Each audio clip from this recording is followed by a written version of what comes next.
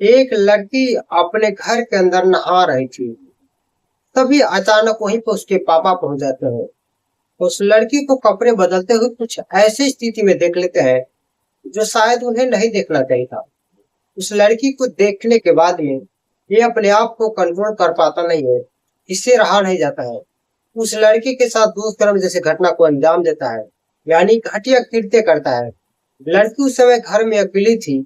उसकी माँ घर से बाहर किसी काम के लिए गई थी। लड़की चीखती है, चिल्लाती है, रोती है, राम के लिए भीख मांगती है। इस व्यक्ति को कोई फर्क नहीं पड़ता है, क्योंकि ये व्यक्ति नशे में इतना भूत हो गया था, इतना चूर हो गया था, इसे पता ही नहीं था कि जिस लड़की के साथ ये दुष्कर्म जैसे घटना को अंजाम दे रहा है, वो लड़की कोई और नहीं बल्कि इसकी अपनी सगी बेटी होती है। वो लड़की चीखती है, चिल्लाती है, राम के लिए भीख मांगती है। ये व्यक्ति जब तक उस लड़की के साथ लगा रहता है तब तक इनकी नसें न उतर जाए। इस व्यक्ति की जब नसें उतरता है तब वहां से जाने लगता है और जाते जाते उस लड़की से कहता है, ये बात कभी किसी से मत बताना। यदि ये बात किसी से बताने की कोशिश किया तो इसका अंजाम बहुत बुरा होगा, बहुत भयानक होगा। वो व्यक्ति वहां से चला जाता है। तब इसकी माँ इस घर में आती है। जब घर में माँ आती है तब ये लड़की रोती बिलखती हुई अपने माँ से सारी बातें बताती है।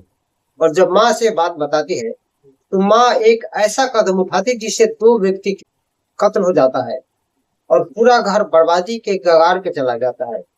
और जैसे सोशल मीडिया के माध्यम से लोगों तक फैलता है तो हर इंसान सोचे समझने पर मजबूर हो जाता है। आज हम इस वीडियो के माध्यम से इस कहानी को जानने की कोशिश करेंगे। किस घटना का अंत क्या होता है, इसका अंजाम क्या होता है।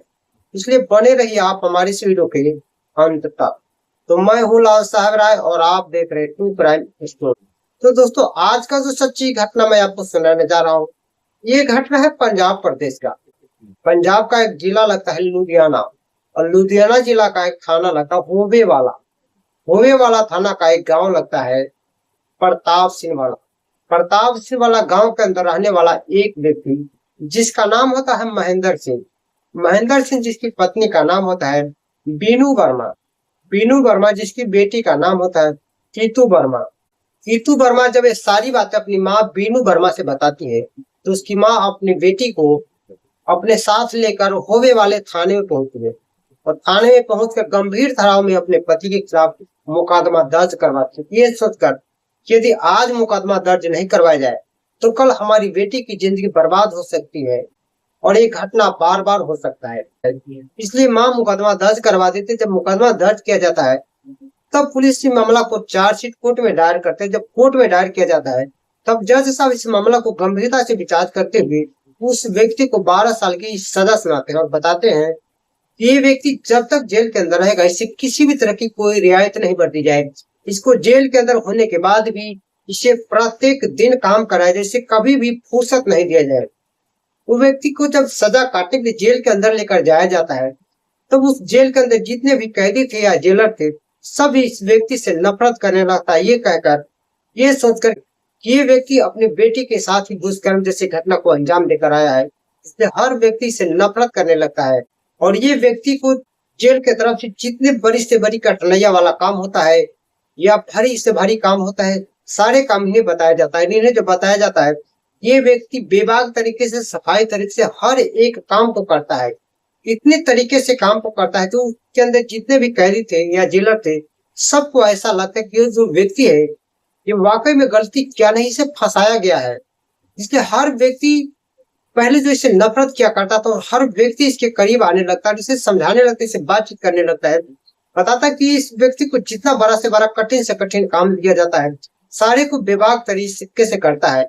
ऐसा लगता है कि इसने कोई गलत किया ही नहीं, इसको फंसाया गया है।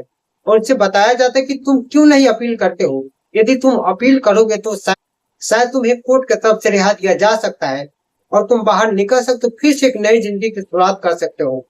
एक व्यवसाय होता है, ये व्यक्ति अपील करता है और जब अपील करता है तो इनकी अर्जी को स्वीकार किया जाता है और अप्रैल 2005 में इनको रिहा मिल जाता है। ये व्यक्ति छूट कर बाहर जाता है। जब बाहर जाता है तब एक मकान किराया लेकर रहने लगता है। जब मकान किराया लेकर रहने लगता है तभी किसी व्यक्ति के माध्यम से मैसेज अपने बेटी और पत्नी तक भिजवाता है, बताता है कि हमारी बेटी और पत्नी को कह दो कि हमारी जितने भी दौलत है या संपत्ति है उस पे हक न जाता है, उसे कब्जा न करे, उसे इस्तेमाल न करे। यदि वो हमारे दौलत को, हमारे संपत्ति को इस्तेमाल करती है या हमारे घर को इस्तेमाल करती है तो इसका अंजाम बहुत भयानक होगा, बहुत बुरा होगा। जैसे मैसेज के माध्यम से उनके पत्नी को यानी माँ और बेटी को पता चलता है, ये दोनों हैरान हो जाते हैं, परेशान हो जाती है। ये जाकर फिर से पुलिस से अपील करती है, कहती कि मेरे पति का धमकी आ रहा हो सकता है, मेरी बेटी और मेरे जान पे खतरा है, इसके लिए कुछ किया जाए।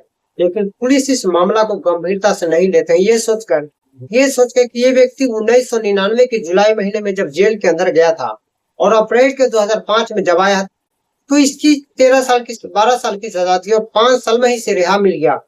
क्योंकि इसका विचार अच्छा था, ये जेल के अंदर अच्छे से रहा करता था, इसलिए इन्हें 5 साल में रिहा मिल गया।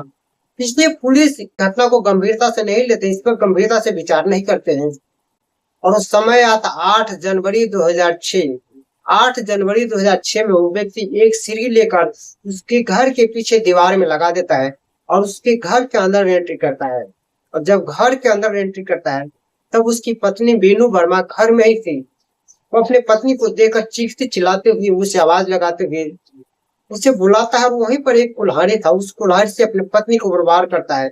जैसे पत्नी के ऊपर एक वार करता है, पत्नी बचने की कोशिश करती है। एक दूसरा वार करता है, दूसरा वार भी हाथ पे लग जाता है। तीसरा वार करता है, चौथा करता है, यानी 6-7 वार करता है, जिससे उस पत्नी की घटना स्थल पर ही मौत हो जाती है, बड़ी बेरहमत तरीके से। जैसे इस तरह की घटना देखती बेटी रोती चीखती चिल्लाती भागने की कोशिश करती है। लेकिन ये व्यक्ति जब बेटी को भागते हुए देखता तो वे पत्नी के ऊपर जितना गुस्सा उतारा था उससे और ज्यादा इसके बेटी के ऊपर गुस्सा हो जाता है। उस बेटी के ऊपर उस कुल्हाड़ी से वार करता है, जिससे बेटी की भी घटना स्थल पर ही मौत हो जाती है। और जब बेटी की मौत होती है तब उसी घर में एक और रिश्तेदार की लड़की जो उस घर में थी, जिसका नाम होता है सालू वर्मा। वो सालू वर्मा जब बेटी और माँ दोनों को इस तरह की बेरहमी से हत्या होते हुए देखती है, रोती चीखती चिल्लाते हुए अपने घर के अंदर जाती है, अंदर से घर को बंद कर लेती है। ये सोचकर कि शायद मैं यहाँ से न भागूं तो बेटी माँ के साथ साथ मुझे भी मार दिया जा सकता है, इसलिए घर को अंदर बंद कर लेती है। चीखने लगती है, इतनी जोर जोर से चीखती है, इतनी जोर जोर से चिल्लाती है ताकि उसकी आवाज घर से, खिड़की से, दरवाजे से बाहर जाए और गांव के लोग यहाँ इकट्ठा होकर आए ताकि अपने आप को, मेरी जान को बचाया जा सके। ठीक वैसा ही होता है, जब ये चीखते चिल्लाती है तो ग्रामीण को ये सुनाई पड़ता है। जब ग्रामीणों को सुनाई पड़ता है तो गांव के बहुत सारे लोग वहां इकट्ठा हो जाते हैं। और जब बहुत सारे लोग इकट्ठा होते हैं तो महेंद्र सिंह वहां से निकल जाता है। महेंद्र सिंह वहां से निकल जाता है, तुरंत उन लोगों के द्वारा यानी ग्रामीण के द्वारा पुलिस को सूचित किया जाता है। जैसे पुलिस को सूचना मिलता है, होवे वाली पुलिस अपने पूरी टीम के साथ उस गाँव में पहुंचती है और सबसे पहले उस डेड बॉडी के सबको कब्जे में लेकर पोस्टमार्टम के लिए भेज देते हैं और उस व्यक्ति को तलाश करते हैं। जिस मकान में वो व्यक्ति मकान किराया लेकर रह रहा था उस मकान में जाते हैं। वो व्यक्ति मकान के अंदर ही था, कहीं भागा नहीं था, कहीं गया नहीं था। उस व्यक्ति को अरेस्ट करते हुए उसे कोर्ट में दायर किया जाता है।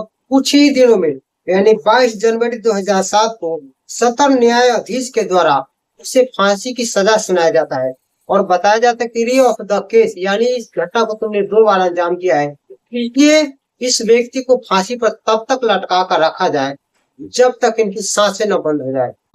लेकिन इसका जो फांसी का जो डेट होता है 30 मई 2008 तक इसको बरकरार रखा जाता है।